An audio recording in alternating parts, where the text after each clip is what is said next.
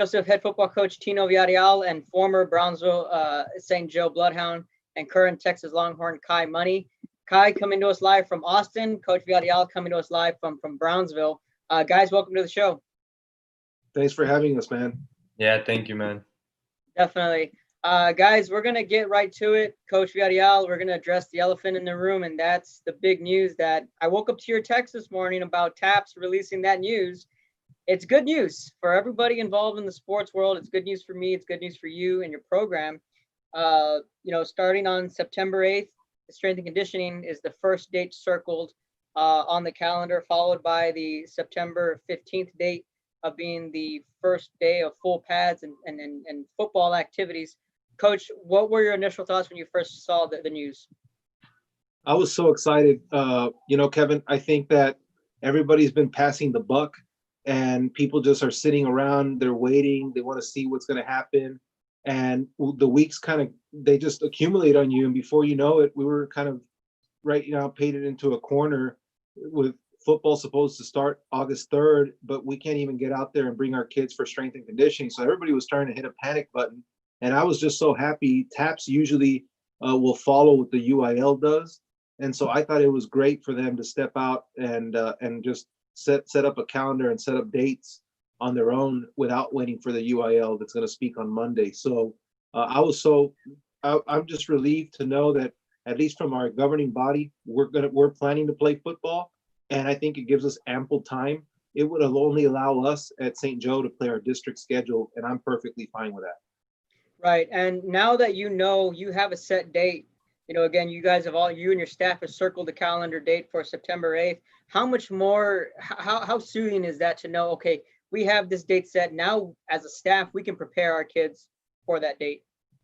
Yeah, I think it's easy. The part that's easy is preparing your kids physically, which is coming up with a workout plan and getting Zoom meetings and going to offense, defense, and film sessions via Zoom. Those things now have become that new normal where it's okay. We did that in April. We did that in May. That I have no problems with that. I think the more important part is educating our families and our athletes on what they're doing when they're not with us, because that's going to be the key, Kevin. Anybody can come out there and put a September 8th date to play football, but at some point, it's not if, it's when someone will test positive. What is that going to do to my team or my opponent's team? And how do we keep our team healthy and on the field for the few weeks we're going to have? Because we're only going to be able to play 6 games in a scrimmage. So the season just became short. And if we can't keep our team safe and healthy, then we're going to do an effort to play football, but we may only get 1 or 2 games in there. And that's not obviously the outcome that we want. Now, did TAPS release any protocols or has St. Joseph announced of any kind of procedures that you guys are going to have to follow, guidelines as far as how these kids are going to come in contact with each other, or if a kid does get sick? Well, we have obviously every school and CDC and there's regulations out there of how that happens. I know St. Joe, we just came out with a big master plan for face-to-face instruction. Our principal and our vice principal kind of aired that on YouTube yesterday. So we have our own protocol in-house, and I think it's pretty good. We meet daily. Our administration meets daily, and so we have a lot of great things in place on campus. My concern is what the kids do when they're not on campus, right? Like they're not in the NBA bubble. They're going to leave the bubble every day. And what do you do when they're not in the bubble? How do you convince them that social distancing is the real thing when they're not in the bubble? Right. And, but again, now that you have that set date, not only for football, but for volleyball as well.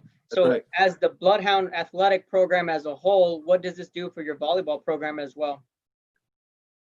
Coach Holguin is super pumped up. She was ready. She's been ready to go at it. She usually hosts 2 camps over the summer. Disappointed they're not going to get their 26 games in, just as much as I'm disappointed we're not going to get our 10 games and 2 scrimmages in. But just to know that there's going to be a volleyball season, Holguin is pumped up. Our cross country coach is excited. Everybody that's in that fall sport deal, it just gives you that glimmer of hope, because You turn on the news, you turn on anything right now, and it's all negativity. It's all negativity. Everybody's just kind of telling you how the pandemic is worse. People are dying. Everybody's getting sick. There's not going to be school. Teachers are upset. They don't want to go into the environment. Students shouldn't be face to face. Everything that we read is negative, and this was kind of the first positive thing that at least the news that I've gotten in the last couple of weeks. Right. And then of course the big date is September 28th, first week of games. But right before that, I believe I have it written down right here, September 15th for full pads, full contact. Mhm. Will you guys be having a Midnight Madness, or is that going to kind of push back and just go with the regular? I have to keep tradition, man. I'm going to do Midnight Madness. The only difference is, we're going to have to limit. I mean, there's a lot of obstacles, and I don't want to speak before, Right. with my administration, but I do know that we still need, there's so many, we have dates. That's great. Now we have to discuss, are we going to use you guys to film and stream every game? Are we going to allow fans? I Right. think that, are fans going to be in the stands? Do we want fans in the stands? So right now I can honestly tell you that my wish is to have Midnight Madness and to stream it live. I think if we're the only school out there at that point, people will just love watching kids in a helmet out there, just knowing that a little sense of the normal world is coming back to the Rio Grande Valley. Absolutely. I'm down for that. I know Joe would be down for that. I know the crew would be down for that. So you just let us know if that's going to happen. But yeah, definitely some bright news coming today. Of course, TAPS making the announcement that there will be some fall sports as far as football, volleyball, and cross country. Kai, how about you? You're up in Austin right now. You're working out there with the team. How has that been for you guys and then the UT program up there in Austin? Yeah, I've been here about 5 weeks now, and it's just really different than what everybody's used to. Like we don't have a locker room, so it's really just in and out. There's a bunch of protocols that they set up. Like we get tested almost every week. Everybody has a face mask. We're spread out during the workout. But really just being back with the team, getting ready for the season. We're all glad to be here. I think Kevin just got kicked out with the Wi-Fi, but he'll be right back. It's still recording. Oh yeah, is he frozen on your screen?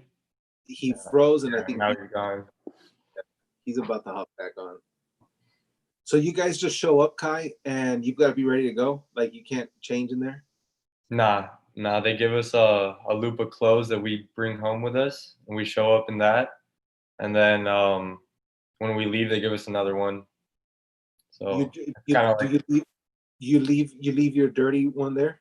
yeah. So no, we walk out in the dirty clothes, put it back on the loop, and then take the dirty clothes for the next workout, drop it off there, and we're dressed in our new clothes.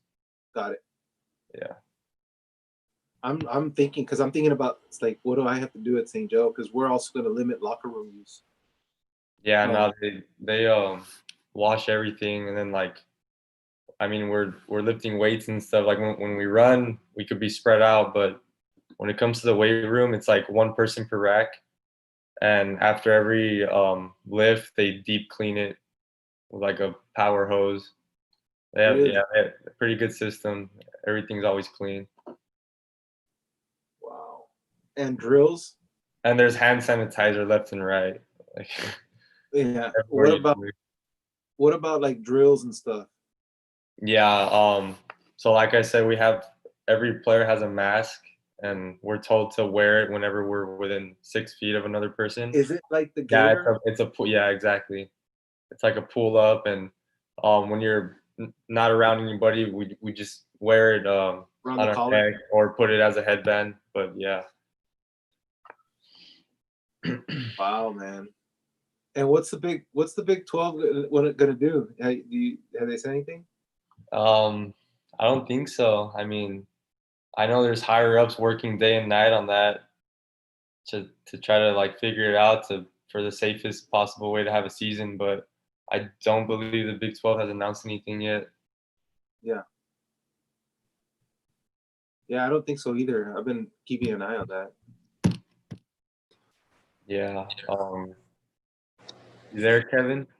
I'm back. There Sorry we go. about that. All good. Yeah, good. Yep. I was just internet these days. I think we've all kind of experienced this whole Wi-Fi is not working. Let me reconnect type of deal. Yeah. But yeah, sorry about that. But Kai, we were with you, and we were going to talk about you being up there in Austin and getting your workouts in, and just what is that like? What has that been like for you guys up there in Austin?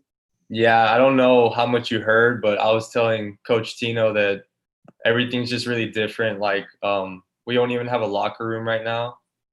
So we're given clothes before the lift to go in. So we walk in that clothes, and then we get tested almost every week. When we run, we're spaced out, always more than 6 feet apart. And then they deep clean after every workout session. We have our own racks. I think the biggest change is that we don't work out as a full team. We're in like 4 different groups. So it's always around 20 to 25 people per group. But yeah, just excited to be back here with the team, putting the work in. And how long have you guys been working out, or what has that been? Or how long have you been up there? So I got here, there was 2 different groups. So like half the team got here on June 7th, I believe. And the rest of the team got here June 14th. But we had to be here in Austin 7 days before we could participate in anything. We got tested and kind of just like a quarantine type of deal before we started working out. Coach Tino mentioned about him and his staff obviously not being able to control what the kids do when they leave the school. Obviously, with you guys at the university, is it any different to where they ask you guys to maybe stay in a bubble, or do they just let you guys do your own thing once you guys leave campus? Yeah, so they can't like force us to stay anywhere, but they highly encourage us to, not go out on the weekend, to always wear a mask and just follow the safety guidelines, so that our chances of getting sick go down. Um, but yeah, now we're basically free to do whatever we want, but they encourage us and educate us to practice safe habits. And for you, your road there to UT, I know for a little while you were kind of debating on whether you were going to play football or not. I know you want to be a dentist. Is that still in the cards? Yeah, so I got into applying from high school. I got into the School of Natural Sciences here. My major is biology with a pre-dental plan. And the first semester here, I was not on the football team. And then spring came around and there was a tryout. And you could ask Coach Tino, I told him from the day I graduated that I was going to try out no matter what. So I kept my word and tried out, and it worked out. Now I've been on the team over a year. What was the tryout like? What were some things that maybe stood out to you that was a little different? Yeah, it was pretty simple. The NCAA rules don't allow a football to be used, as weird as that sounds. So they really just test for athletic ability. We ran a 40. We ran a 3-cone shuttle, and just kind of like drills like that to test athletic ability. And I've seen you've made the move to wide receiver, a little bit of at the slot position. Yeah. What was that position change like for you? To be honest, I had never played a snap of receiver in my life, but playing quarterback, you really have to know every position on the offense. So making the transition wasn't that hard, because, like I said, in high school, I was studying defenses as a quarterback. I always knew where my receivers had to be. So I feel like I kind of like it was pretty smooth transitioning to receiver from quarterback. Definitely playing for Coach Tom Herman. What has that experience been like for you? He's an offensive mind. I know Coach Tino, you're a fan of his work. What has that been like being able to play for him? Yeah, I mean it's awesome. I mean all my teammates, we play for him and the other coaches and really for each other. But he's always guiding us down the right path, and he wants the best for us. not just on the football field, but off the field, which I think is the most important. You also got to experience a bowl game, the first bowl game for you, the Alamo Bowl earlier this year against Utah. You guys were able to get that win. Just walk us through the experience of being a part of a bowl game and just taking all that experience in. Yeah, it was super cool. It really just hanging out with the entire team, like in the hotel area. They set up activities for us. Like it was in San Antonio, so we rode down the river. We went to SeaWorld. They just make it super cool for us. They try to make it like a really fun thing, and it is. And obviously, it helps that we got the win against Utah. It was a lot of fun. Definitely. What are you looking forward to, this coming year? I'm hoping that we're able to have a season when it comes to college football, but what are your expectations for yourself, and what are you looking forward to the most when it comes the fall?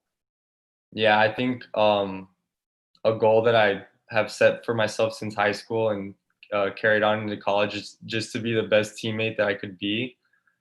Whether that's in practice or in a game, I want to make my teammates better. I want to be there for them, whatever they need, and really just being a really good teammate and making the whole team better, especially the receivers as a unit.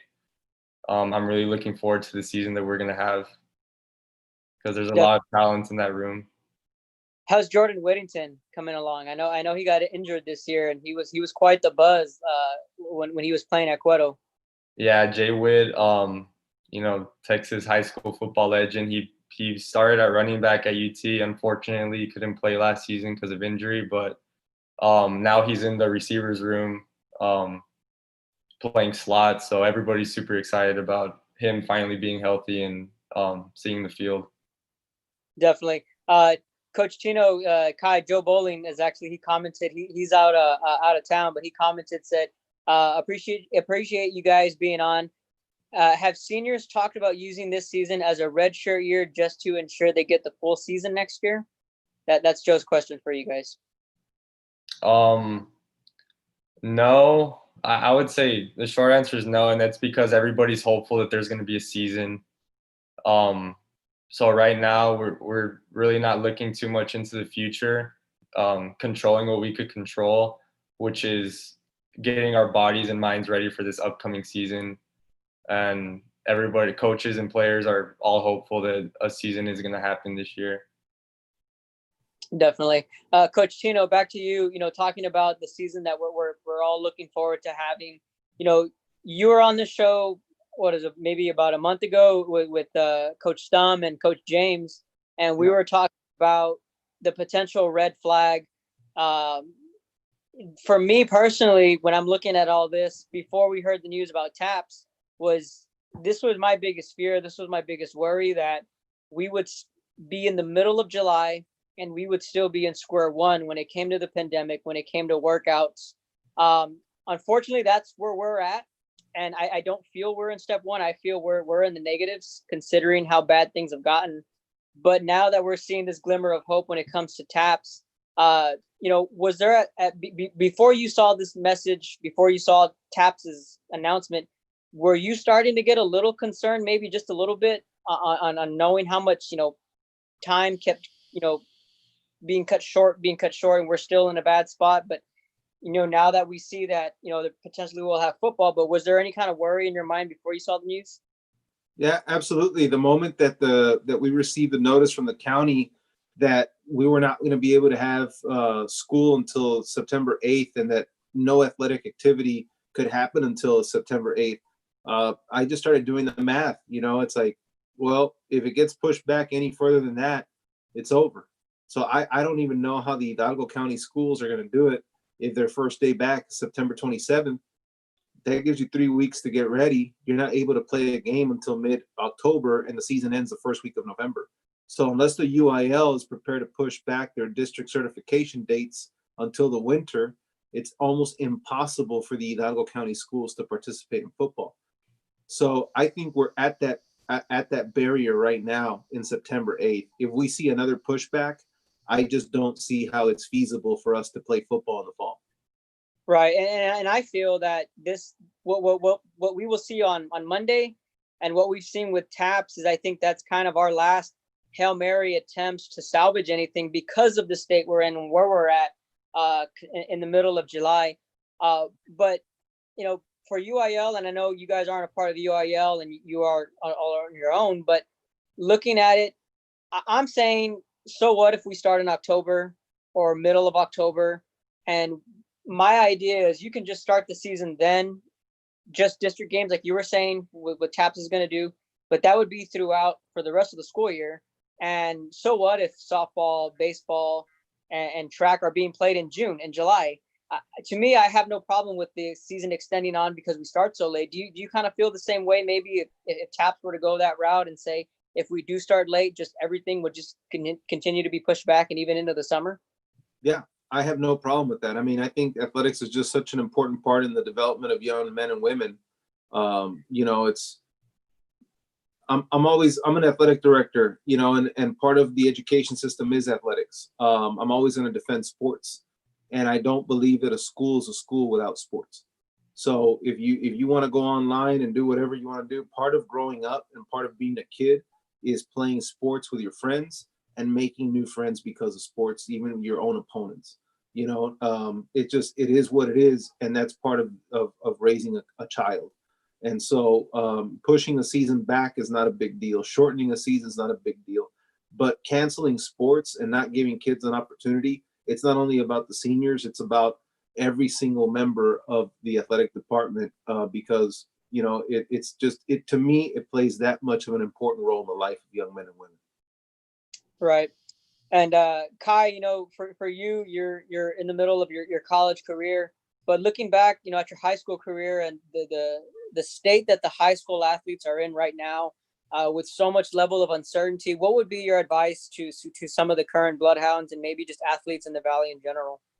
Yeah, I remember talking with my dad back when I was home in March and April, and I ran track for 4 years, and it was like obviously football was my biggest sport, but I cared a lot about track, and I remember talking to him saying like, man, I can't imagine if I was in high school right now and not being able to finish my last track season, like that would suck.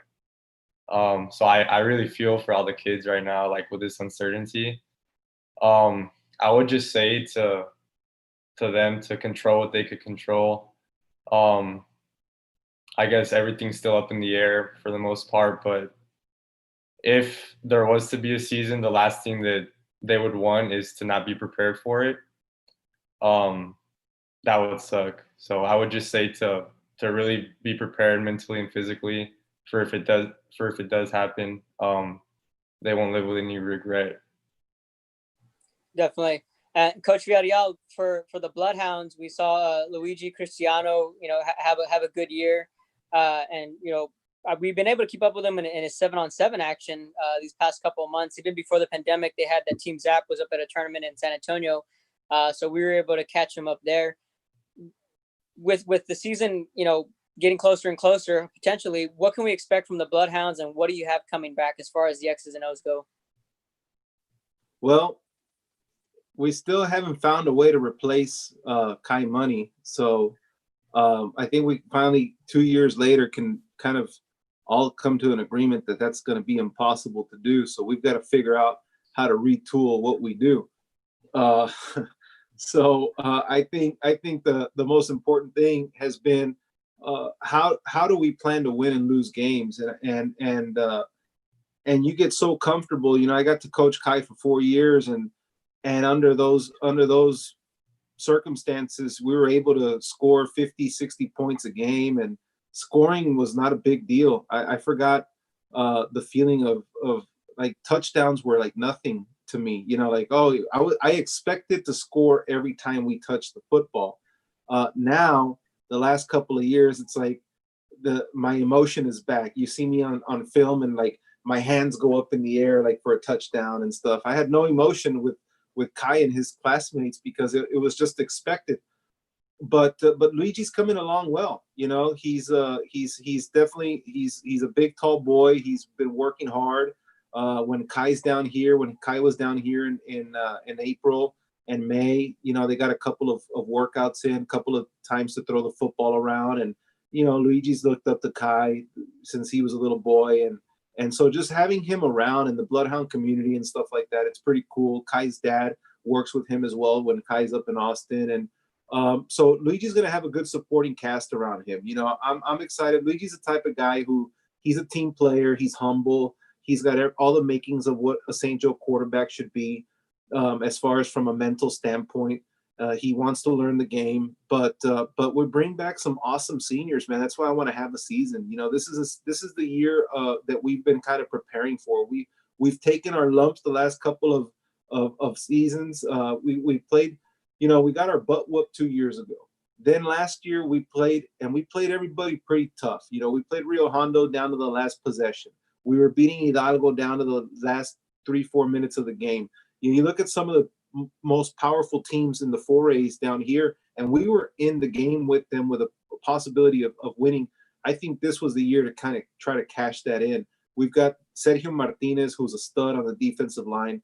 You know, he's going to come back. He's an all-state guy. We've got Blake Folks and Rodrigo Minor on the offensive line. Those are big anchors right there, and they've been working out. And shoot, Blake played for he played ever since Kai was playing. So he was Kai's blindside protection as a freshman, and now he weighed 192 pounds, and right now he's 265 pounds, and he's been working out. You know, so we're excited from the offensive line standpoint. The defensive line, those are where your big boys lie. Melik Kawachi as a running back is coming in, and we're really excited to see what he can bring to the table. You know, there's just a lot of great supporting cast, so we're excited for it. X's and O's. I think this is the year where we can kind of put St. Joe back on the winning column. You know, and that's where we've always wanted to be. And the last couple of seasons we've kind of come up a little short there. So I'm real eager to have a football season this year. Yeah, Melik Kawachi, if you don't know, now you know. I mean, that kid, I was just really impressed with him with the things he did this year. And I remember at Midnight Madness, you were letting us know, circle this kid's name and remember the name. And I'm definitely excited to see him and what he has and just the physicality that he brings. To me, it just seems as if the more that the game goes on, that kid gets stronger. Yeah, he dealt with some bad injuries this year, but he's a little crazy guy, you know. And you got to be a little crazy to run the football and put your head down when you're only 165 pounds. You know, like he thinks he plays at 200, but he's doing better. You know, he's had a good off season, even with the COVID and not being on campus. He's still been kind of working out and keeping himself healthy. So we're excited for him. Definitely. We're joined by Brownsville St. Joe head coach Tino Villarreal and UT Longhorn Kai Money. Guys, let's wind back the clocks and just, you know, I had mentioned before we went on that I'm sure you guys have a couple of war stories or some stories that maybe come to mind. I know you two have a very good relationship, and I know Coach Villarreal, you're always up for a couple Kai Money stories. So what do you got? What do you got for the people out there watching? What do you got, Tino? I've got a good one, but you want to go first? You have a story? You want me to go? Nah, you take it away. I got a good story. So, okay.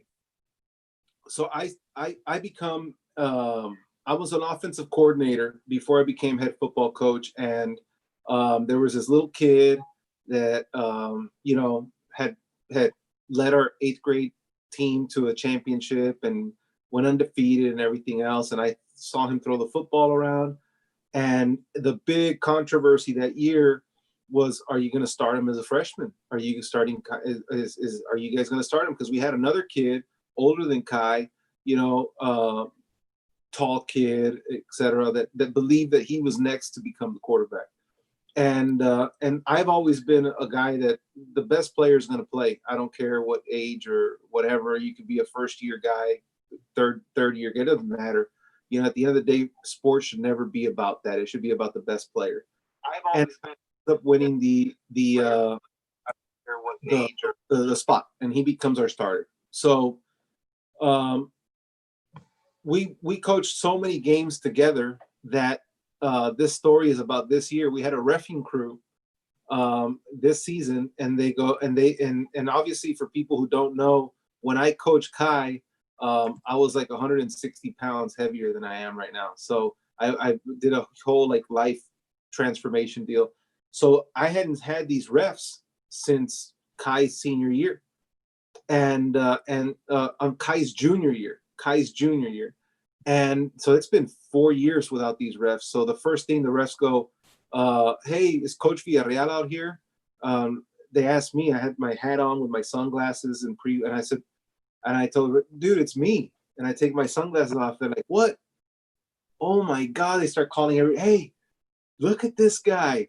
This is him. They're like, man, we were looking around. We thought, dude, Tino Villarreal's not going to show up today. I'm like, dude, I've been out here the whole warm-ups. Anyway, so they're laughing. They're like, man, the last time we refed you, you didn't look like this. I said, yeah. He goes, as a matter of fact, the last time we refed you, we were looking forward to it because, you know, you're the only coach that we've coached with that has gotten into it with their quarterback, like in the middle of the game. I said, what do you mean? They're like, dude, you don't remember we had you a couple of years ago at Rio Hondo? And I said, they go, yeah, you're at Rio Hondo, and it was game of the week. It was we were both undefeated and everything else. And they said, we've laughed for years of the relationship you and that quarterback had. His name was Money, right? I said, yeah. Where is he? Oh, he's at UT. Oh, I bet he is. He's a hell of an athlete. Like, man, we died laughing. So here's the story, Kevin. So I would always get on Kai's on Kai. I'm like kind of bipolar as a coach. So there's days that I want Kai to put his shoulder down and drive through people, but then there's days that I want Kai to run out of bounds and slide. Hey, don't let him hit you, Kai. Just run out of bounds and slide. So if you've played football for me, it's like, which version of Coach Tino am I getting today? Is today the day that he wants me to put my shoulder down, or is the day that he wants me to slide? So we're playing Rio Hondo, and Kai's locked in. He's zoned in. They're a heck of a team. We're a heck of a team. And Kai scrambles, and he takes off, and he gets a first down, and he puts his shoulder down, and bam, he takes a hit. And I'm like, Kai, slide. You got to slide, man. Don't be giving him free shots. And he is so pissed because he's in the heat of the moment. And he's like, just call the next play. He tells me, you know. I'm like, and I'm now pissed, you know, like, what do you mean call the next? You need a slide, man. You need a slide. The thing is, it was from like the opposite hash of the field, and like on the 15-yard line. So Tino was like pretty far away, and so we were screaming pretty loud. But it was back and forth. Just shut up. Hey, call the next play. I'm like, don't tell me what to do. I'll tell you. I'm fine. Just tell me the next time. We're back and forth. And so that series and that game, you know, it was a heck of a game. But that Kai and I got along like that a lot. That's what happens when you coach a kid since he's a freshman. I became great friends with him and his mom and dad, and so it's every once in a while you get an opportunity to coach someone that long that you build a friendship. And it was always business, but it was comfortable enough where we could yell back and forth, which never disrespectful. Kai's Kevin, you know Kai. He's not a disrespectful guy whatsoever. But when it comes down to competitive level, when Kai Money's at a competitive level and Tino Villarreal is at a competitive level, it creates for good comedy on the sidelines. And that's one of many stories where we would go back and forth on the sidelines. There were moments where we wouldn't even talk to each other on the sidelines. We would have to go through other people. Hey, go tell Kai that I said this. And then we would have to send messengers back and forth. But then there were also games where, you know, we were talking the entire game. So it was just so much fun coaching this guy. That was also the game that Coach Rocky James stopped the game for like 30 minutes because the ball boy was on the field, and the ball boy happened to be my dad. Right. Yeah. We talked about it at the last time that Kevin and I were on the show. Rocky admitted that he just stopped it to slow it down. Yeah, man, we were heated over that.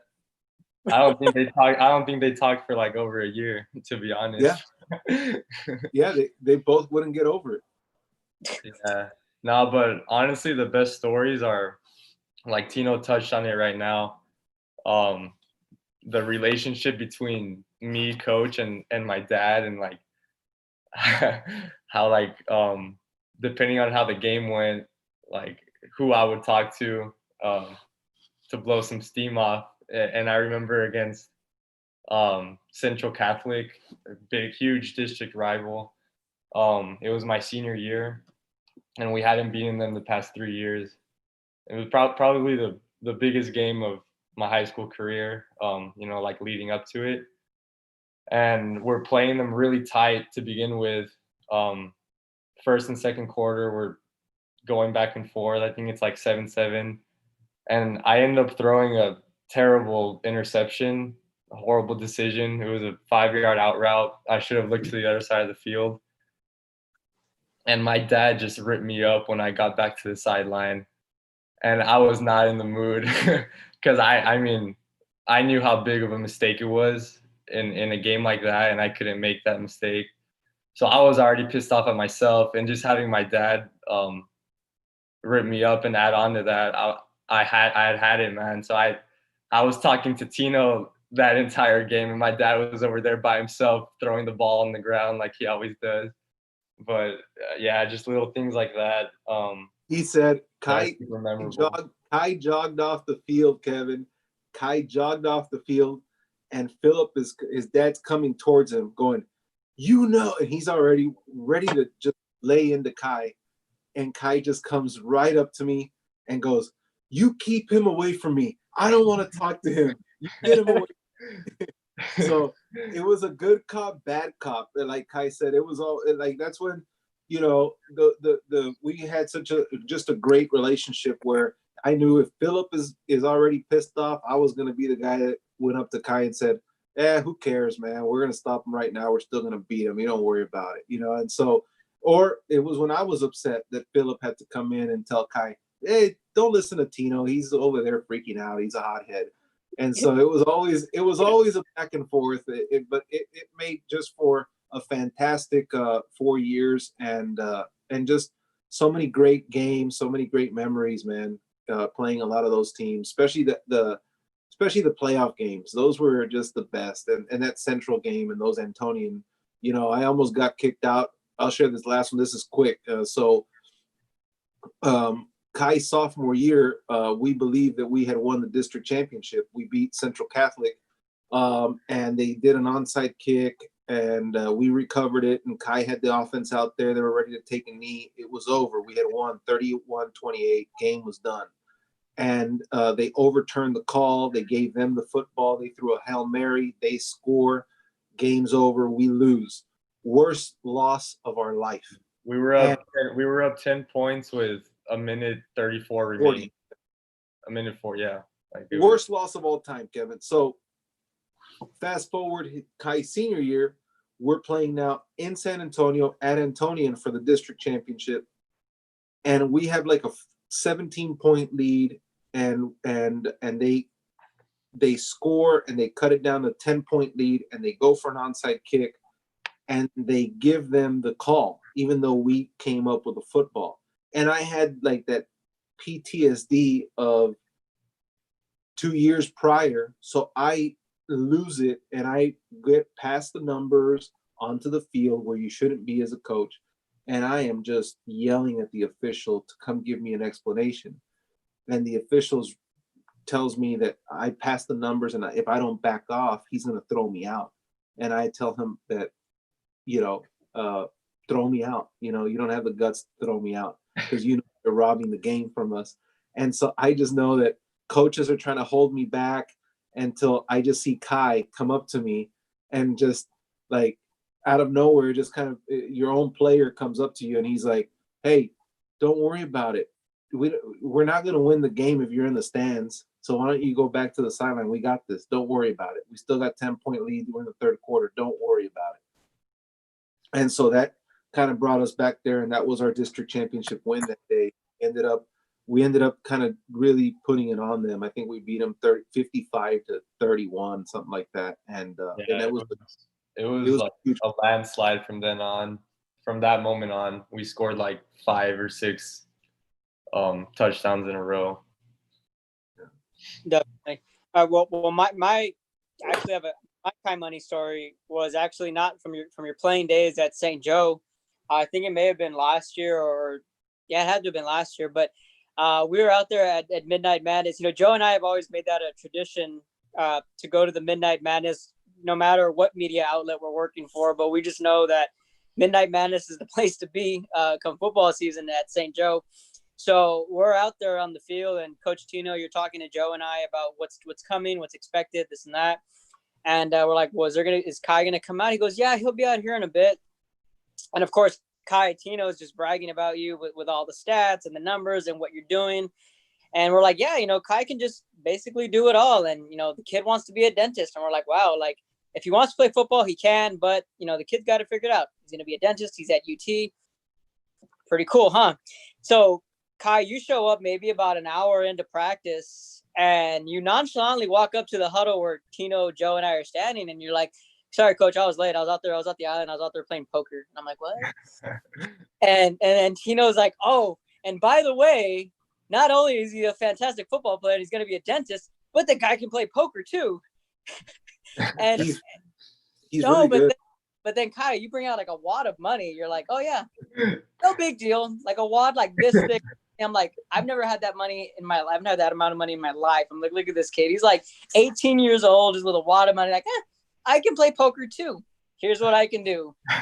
Wow, the legend just grew. Yeah, it's just a hobby of mine on the side when I have time. Yeah. He's now a hustler, Kevin. He comes down here and tries to get me to go play with him because he just wants to take my money and kick my butt with it. I don't let it happen. Yeah, definitely. I was just like, okay. He's too good. He's too good. He's too good. He's just like, he sets me up. Hey, come on, man. It's an easy game. It's no big deal. Just come have fun. I'm like, yeah, you're going to have fun because you're good at it. I think I'm pretty good, but I've played with him and his dad, and I'm out. Hey, but I think I was a sophomore in high school or a freshman, and Tino promised me that when I turned 21, he would come to Vegas with me on my first trip there, and I'm holding you to that, Coach. It's still true. I'm in. I talk to your dad about that all the time. Good. We're going to Vegas. Definitely, but it was just so fitting on how Tino was just bragging about Kai Money and all the things he's doing, and then you show up with a wad of money, showing up three grown men, and you're like, by the way, I can also play poker, and this is what I can do. And then Tino's like, aha, he can also play poker. This guy go, what can't he do? Definitely. But before we go, guys, any shout outs or any messages you'd like to give out to any family or friends or any athletes? Just thank you to Coach Tino, for not only being a coach, but one of my best friends off the field too. I think that's super cool how a coach could be a friend like that, and not just a coach. And then like if my mom and dad are watching this, just thank you for everything. Yeah. Cool. Coach. I definitely want to say thank you to Philip and Lisa. They're just awesome. Kai's parents are freaking awesome, and ultimate supporters, still supporting. It's so cool. They support Kai to death, but they support everything around him, and I think that's so cool. And also, obviously, I want to Kai, thank you for putting St. Joe on the map. It's been hard. Like, we've been trying our butt off to get back into that column. I hope that even with the COVID, we're able to get back out there. But definitely, you put St. Joe on the map, and you set a bar that we're still trying to get up there and just try to touch it a little bit. I think this year could be a good year for us. We're excited for it, and obviously any of my football players, former or current, that are watching, want to send a shout out to all of them. I love our Bloodhounds, man. I love all of them. So very, very happy, that you had us on the show. And thank Joe and thank you, Kevin, for always doing this sort of stuff that keeps high school sports relevant and important in the lives of young men and women. I think that's awesome. Thank you, Coach.